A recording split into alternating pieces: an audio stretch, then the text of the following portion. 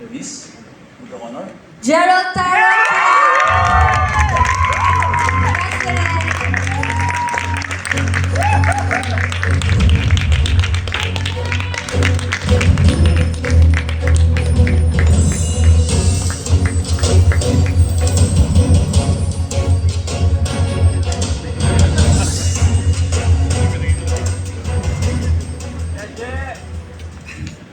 Okay.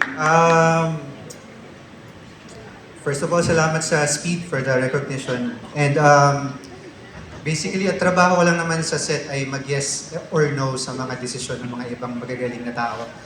So, ang pinakatrabaho ko talaga is to pick the best collaborators. So, I share this award with every one of my team. Kasi ang gagaling nyo lahat. It's a Best Director Award, but I wouldn't be here without all of your hard work. So maraming salamat. Eko, nandun lang si Eko pero actually masaya ako na nanalo siya. Yun naman talaga yung gusto kong makita. So, yun. So once again, maraming salamat kay Daphne, sa TVA, kay Nando, at kay Edrocha, of course.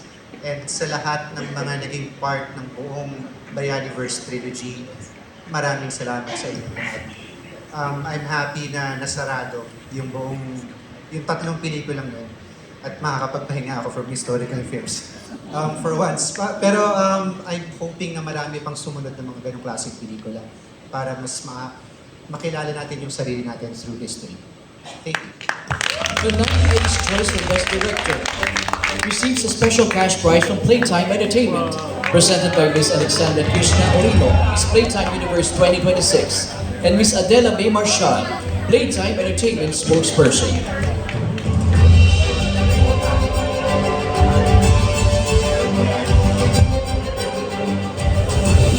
Congratulations once again to all of the Eddie awardees. Throughout the evening, Kuya Kim, we have honored the remarkable achievements of artists and storytellers whose work continues to enrich Philippine cinema. But there is one award that celebrates the collective brilliance of an entire filmmaking team, a recognition bestowed upon the film that, in the eyes of the Eddies, represents the very best in cinematic storytelling. Best Picture honors not only a film, but the passion, vision, sacrifice, and collaboration of the many individuals who bring stories to life on the big screen.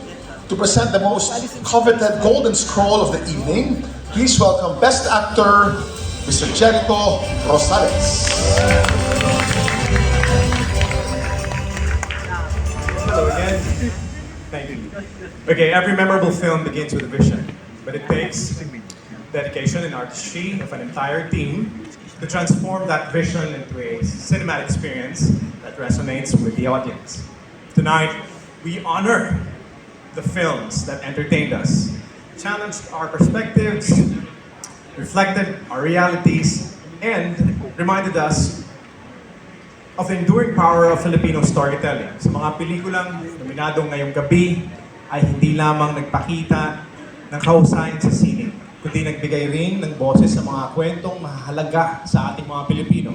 Tonight, one film will take home the evening's most coveted honor, the Golden Scroll for Best Picture. And so it is my honor to present to you the nominees for the 9th Eddies Best Picture.